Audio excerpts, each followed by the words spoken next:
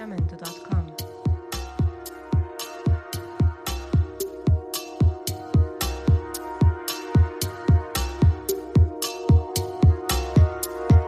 Jamendo.com.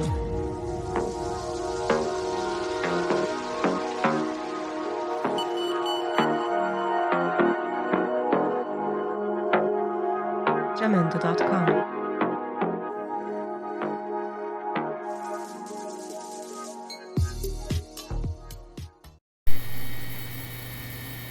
Hey, good morning. It is May 13th, and this is Mike, as always, and the Rule Embassy is now open. This particular video, I would dare say, is a long time in preparation and coming. I was hoping to do something along these lines about a month ago, and so there's going to be a two-parter for this particular video. I was going to start out with a very snarky question about what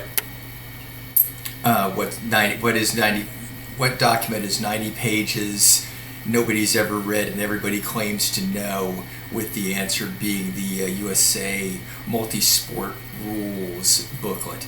But we'll get past the snarky, because you know how I can be on that one.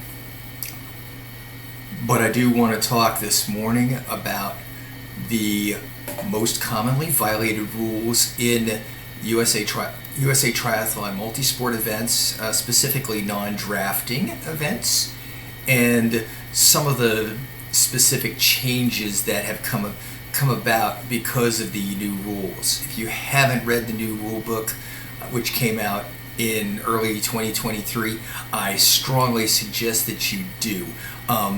It changes the way the playing field is going to be in triathlon all over the place, and the faster you get accustomed to the way these things are going to happen, the more fun you're going to have. All right, so I'm going to go as quickly as possible through some of these, because some of them are real simple and common sense. Others are not so much. So I'm going to start with the most commonly violated rules that are going to be more graciously enforced, or penalized, let's say. How about that?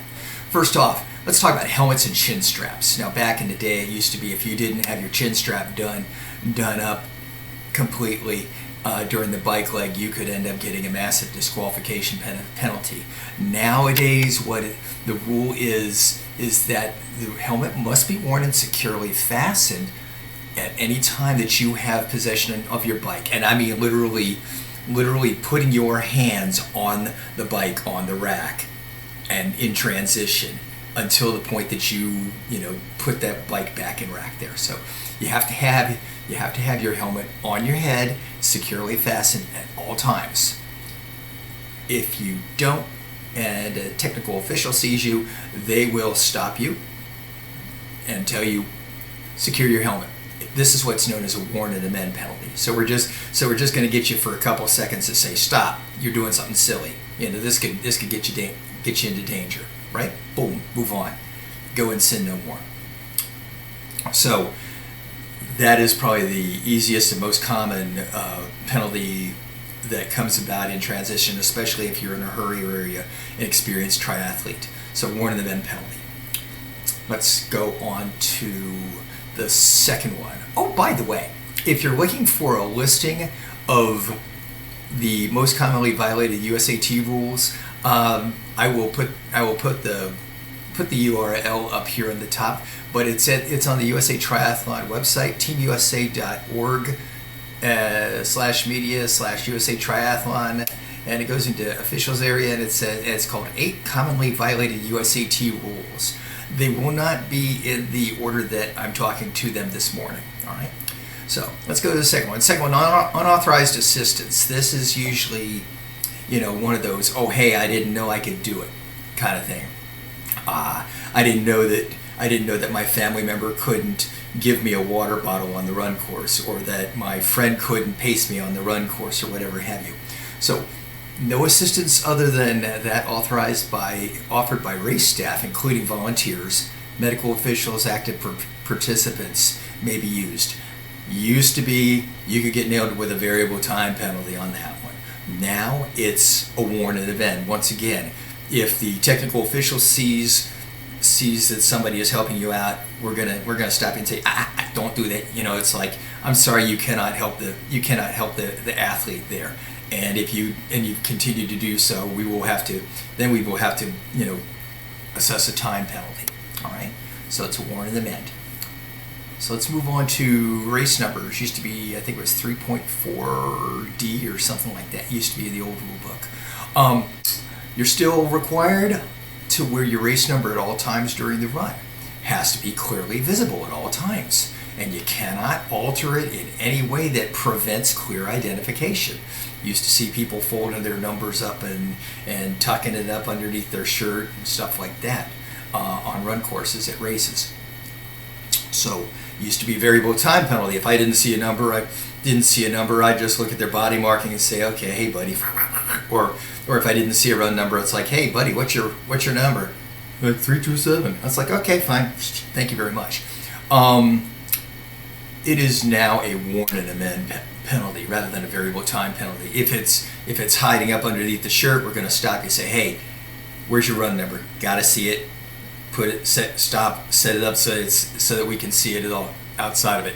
If we can't amend the situation, unless the technical official believes that the athlete just made a conscious, stupid mistake and didn't have their run number, they'll just kind of overlook it. But it's a stop and start penalty, all right. But they can give you a stop and start penalty on the course there for not having your run number. It's a whole lot shorter than giving you a 2 minute variable time penalty, right? Okay. Non-draft legal bike position rules. These all have remained the same as they used to. Ride on the right, pass on the left legally. Stay out of the draft zone, which now we've moved into short course racing is like 10 meters. Longer races is out to 12 meters at, I believe, the Ironman distance. So, and you have like 20 seconds now to make that pass rather than 15. If you're seen violating position rules, you're out there blocking somebody, we're gonna hold up a blue card or a yellow card, and we're gonna tell you got to serve a time penalty. Go to the next penalty. Stop at the next penalty tent. You have to serve those time penalties on course. That's just the way it is. We're gonna tell you what it is. You got to serve it. That puts the onus of all this on the athlete to serve these penalties, rather than on us to write this stuff down to make sure everything's hunky-dory, okay? Now moving on here. This one is where we start getting into the darker side. Headphones and communication devices. As always, you can carry a phone mounted on your bike or in an armband, in the pocket of your jersey or whatever have you. You can use you can use cell phones, smartwatches, two-way radios. You can't use them in a distractive manner.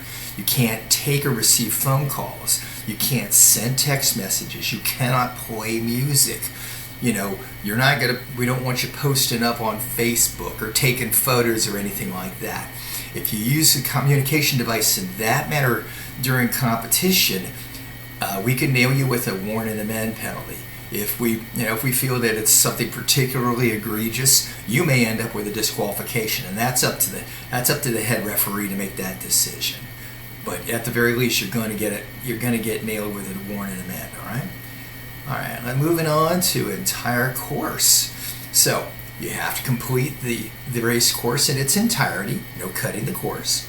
If you leave the course, say you have to stop midway on the bike or on the run to go to the bathroom at a porta-john, not just hanging running off into a bush or anything like that, because that'll get you in trouble for other nasty things which can get you disqualified. We won't talk more about that. But if you leave the course, you have to go back to the point where you departed from the course and start back up again there. Now, if you fail to complete the course in the segment order, So swim, bike, run, which I don't know why you want to do something like that, but you can be disqualified. And if you don't fix yourself when we ask you to check yourself before you wreck yourself, you can get a disqualification. All right. Go back to unauthorized assistance. This is a more profound form of unauthorized assistance. In World Triathlon, they call it the Brownlee rule, because Alistair and Jonathan Brownlee, during, I believe it was Cancun a couple years back, one of the hip brothers saw the other one, stumbling as they're approaching the finish line, stopped and put his arm around his shoulder and helped bring him over across the finish line. Participant cannot physically assist the forward progress of another participant on any part of the course. So if somebody's stumbling, falling, whatever have you, you can't help them, along through the course there physically. You would end up being disqualified, and that athlete would end up being disqualified. So it's a DSQ for both of you. Glass containers. This has always been a disqualification situation in transition. Bringing a glass container into transition. Now the rule says may result in a disqualification. More often than not, head referees are going, nah, this is not good. But, get that thing out of here, or else we're going to have to disqualify you. All right. And then lastly, and this is the most egregious of the commonly violated penalties, and you get this often when it comes to bigger races, especially transferring your race number. Do not transfer your race number to any other athlete, or take a number from an athlete who's not competing in the race. The penalty for doing that is not only is it a disqualification, but you're going to get suspended for 1 year from USAT membership. You can't participate in any races that are sanctioned by USA Triathlon if you transfer your number without race director permission. All right. Once again, this is all in the new USA Triathlon rule book. And as I said before, I think I mentioned the last time I posted a video, I strongly suggest take the time and effort to read it. It's much more expansive now, and it provides a greater explanation to the individual athlete about the specific rules and the process on how penalties are going to be served on the course. Okay.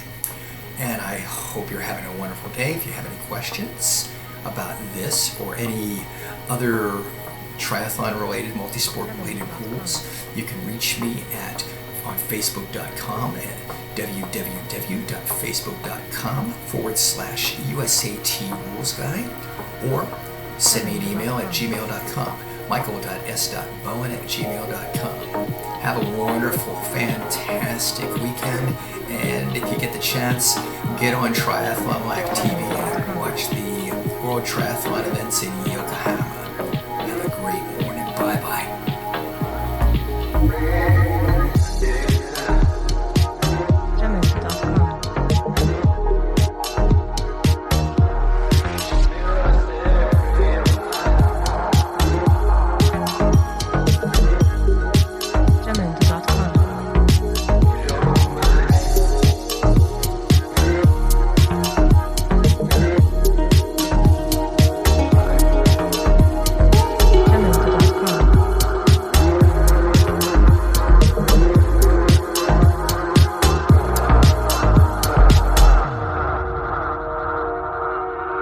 Jamendo.com.